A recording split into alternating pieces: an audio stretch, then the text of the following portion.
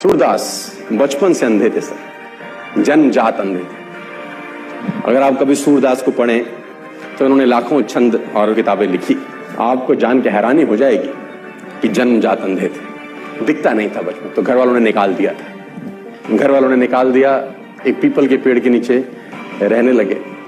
और भगवान कृष्ण में भक्ति थी तो गाना वाना गाते थे, उनके भजन वजन गाते थे। तो मथुरा आगरा हाईवे के ऊपर मंदिर है बहुत सारे, अगर आप कभी गए हो तो, है ना। Have you ever been to those temples? Mathura Agra highway है ना, वहाँ कृष्ण जी के बहुत सारे मंदिर हैं। वहां पर गुलाब के फूलों की माला मिलती है, जहां आपने देखे होंगे, है ना। Have you ever been? आप में से कोई गया है ना, गए हैं ना आप लोग? तो वो पीपल के पेड़ के नीचे बैठे रहते थे और वहां भजन गाते थे। तो किसी गुरु ने उनको बोला कि तू मंदिर जा, वहां गा।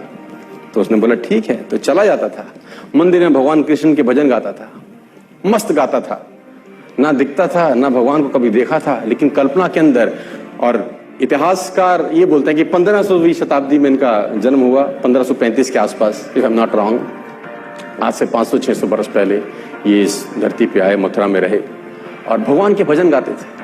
और इतिहासकार ये कहते हैं कि इनको भगवान के दर्शन होते थे। भगवान कृष्ण जब ये भजन गाते थे, इनका भजन सुनने के लिए आते थे।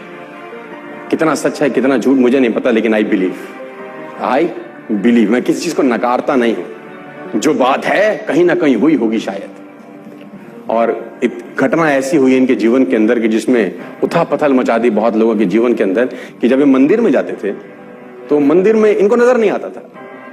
तो जब वो भगवान का श्रृंगार होता है हर सुबेरे, तो ये पंडित को, जो वहां का पुरोहित था, उसको बोलते थे कि ये पीले रंग के कपड़े अच्छे नहीं लग रहे भगवान पे। तो pandit was shocked, how it is possible for a blind man to see. उसने बोला ये पीला रंग अच्छा नहीं है। तो उसने बोला कि तुझको कैसे दिखाई दिया? उसने बोला मुझे सब दिखता है, आंखों से नहीं दिखता तो क्या, मन से तो देखता हूं, रोज मिलता है मेरे को। तो he was surprised, it is not impossible. तो अगले दिन फिर श्रृंगार होता था, बोलता हाँ, ये हरे रंग का कपड़ा क्या जचता है भगवान। तो ये लोग पागल हो गए। पंडित को एक दिन मस्करी सूझी, उसने कहा कुछ ना कुछ षड्यंत्र है, आज भगवान को कपड़े ही मत पहनाओ, पत्तों से ढक दो बस, खाली पत्तों से ढक दो।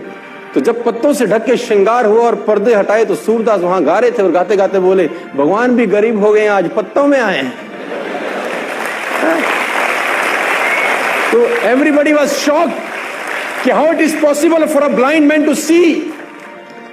लेकिन असंभव, मैं फिर कहता हूं दोस्तों, आपको मन की शक्ति से ना सर भगवान तक को पाया जा सकता है। कोई भी हैंडीकैपनेस आपके आगे नहीं आती अगर मन से साला आप सॉलिड हैं तो यार। और आप तो समृद्ध हैं यार, पूरे तरीके से ठीक हैं, भगवान ने आपको सब कुछ दिया है।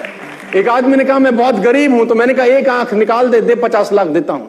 तो उसने बोला कैसी बातें करते हो? मैंने कहा गरीब है, गरीबी दूर करते हैं, और दोनों दे दे तो 1 करोड़ का सौदा हो जाए। उसने बोला नहीं सर, ये कैसे पॉसिबल है? तो मैंने कहा चल दोनों हाथ भी दे, 5 करोड़ और ले दे। तू तो कह रहा गरीब हूं, तेरी गरीबी मिटाता हूं। कह रहा है ऐसे तो मैं बहुत अमीर हूं। तो मैंने कहा मैं भी तो तुझे बता रहा हूं कि तू बहुत अमीर है यार, तू क्यों ऐसा सोचता है कि तेरे पास कुछ नहीं है?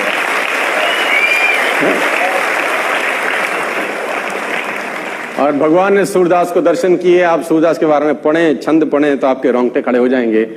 कुएं में नहाते नहाते गिर गए, कहते हैं एक दफा। जब कुएं में नहाते हुए गिरे, अंधे थे, नजर नहीं आता था, तो पानी में गिर गए। तो भगवान को हाथ जोड़े कि निकालो प्रभु। तो कहते हैं कि भगवान छोटे से रूप लेके उनको बाहर निकालने आए। और जब बाहर निकाला तो इनके जीवन की अद्भुत घटना है। तो हाथ पकड़ा हुआ था भगवान, तो इन्होंने जैसे ही वो हाथ का स्पर्श किया, इनको समझ में आ गया कि आज आदमी आ गया है। जो अब तक सिर्फ ख्वाब में दिखता था वो आज आ गया। तो उसने कस के पकड़ लिया, वो समझ में आ गया कि आज हाथ मौका लगा, आज मत छोड़। तो कहते हैं भगवान ने झटके से हाथ छुड़ा दिया। तो सूरदास का एक बहुत बेहतर दोहा है सर, अपने साथ लेके जाना, खतरनाक दोहा है। हाथ छुड़ाए जात हो निर्मल जान के मोहे, हृदय से जब जाओ तब सबल जानूंगा तोहे। है ना, हाथ छुड़ा के तो जा सकते हो, है ना, आज मैं कमजोर हूं तो हाथ को झटक सकते हो, लेकिन दिल से निकल जाओ तब मानूंगा कि कुछ हो।